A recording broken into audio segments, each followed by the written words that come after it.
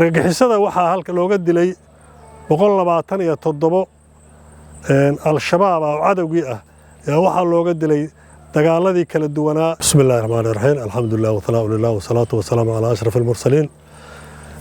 waxaan rabaa warbixin kooban inaan ka bixiyo howlgalkii la magac baxay waa beri 2. howlgalkan waxaa keenay kadib markii arxanlaawayaashu ay gumaadeen dad shacab ah, ay gubeen gaadiidkii, caruur saqiir ah oo aan waxba galabsan ay laayeen. dowladda waxay go'aansatay in si degdeg looga jawaabo. wasaaradda gaashaandhigga iyo xoogga dalka Soomaaliyeed ayaguna waxay la yimaadeen qorshihii. runtii qorshahaas wuxuu ahaa qorshe aad u naqshadaysan.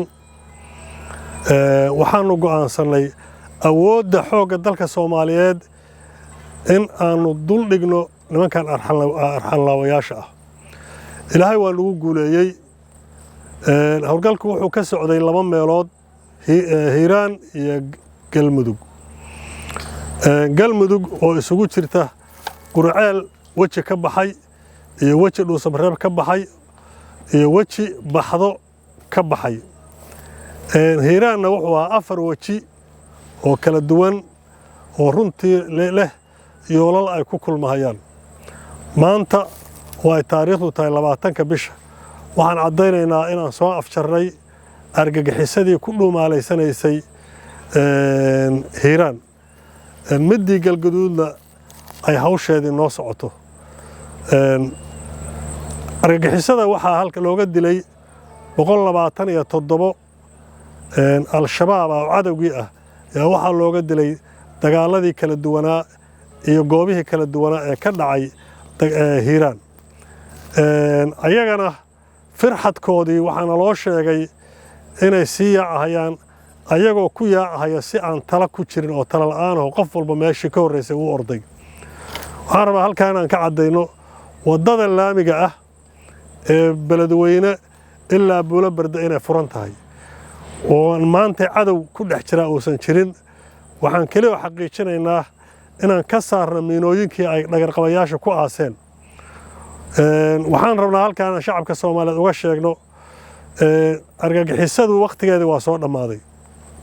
kama harayno, waa daba soconaynaa, meeshay galeen baan uga dabagelaynaa, dalka waa laga xoreynayaa. mar haddii dowladdii iyo xooggii dalka Soomaaliya, wasaaraddii gaashaandhigga iyo dadkii shacabka ahaa iyo weliba guddoomiyihii gobolka Hiiraan intaasoo isgarabsaday aan isku duubannahay, xaggee bay nooga baxsanayaan? waa ka awood badannahay. mar labaad iyo mar saddexaad waxaan rabaa inaan halkaan uga mahadceliyo ciidamada xoogga dalka Soomaaliyeed ee howlgalkan ka qayb galay, kuwii ta'kuleynaya intaba waa mahadsantihiin. intii naga shahiidayna Allah u naxariisto. waxaan rabaa halkaan inaan uga mahadceliyo shacabka reer Hiiraan meel uu joogo dibadda iyo gudaba, dhiirigelinta ay nala daba taagan yihiin, xogta ay mar walbana siinayaan, sida ay garabkayaga uga garab dagaalamayaan ama ay nooga horeeyaan. aad baan idinkaga mahadcelinayaa. yaan la fariisan, yaanan istaagin, yaan cadowgu aan ka adkaanay yuusan nagu soo kicin, yuusan jaanis damba noo helin inuu nagu soo rogaal celiyo, yaan laga harin. gobollada kaleeto oo dalka Soomaaliyeed oo sida gobolka Shabeellada Dhexe iyo Baay iyo Bakool iyo gobolka Gedo iyo inta gobollada nawaaxiga la leh ee gobolka Hiiraanna waxaan leenahay ka kaca, diyaar baan idin nahay inaan idin garab istaagno. waa tijaabinay tabarta iyo awoodda al-shabaab.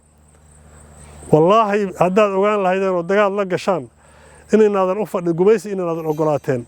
ha ogolaanina gumaysiga shabaab.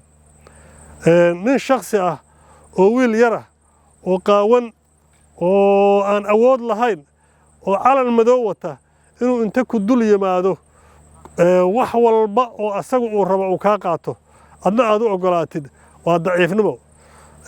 waxaan halkaan uga mahadcelinayaa ciidamada saaxiibadayada ah ee ayaguna na garab siiyey oo na gacan siiyey oo dagaalkan ugula jiray. dagaalkan runtii wuxuu ahaa dagaal si aad loo qorsheeyey oo ciidamada saaxiibadayada ay ciidamada xoogga dalka Soomaaliyeed iyo ciidamada aan ugu yeernay xoreyntu intaba ayagoo isgarabsaday aan u samaysanay qorshe midaysan iyo target midaysan. ilaahayna waa nuu guuleeyey. ilaahay baan mar labaad iyo mar saddexaad u xamdinaynaa. waxaan rajaynaynaa guushayada inaan sii wadanno. ciidanka xoogga dalka Soomaaliyeed ee shacabka Soomaaliyeed hawsha ku jira waxaan leenahay Soomaaliya ha noolaato Soomaaliya ha noolaato Soomaaliya ha noolaato adinkuna noolaada guusha ha ka harinina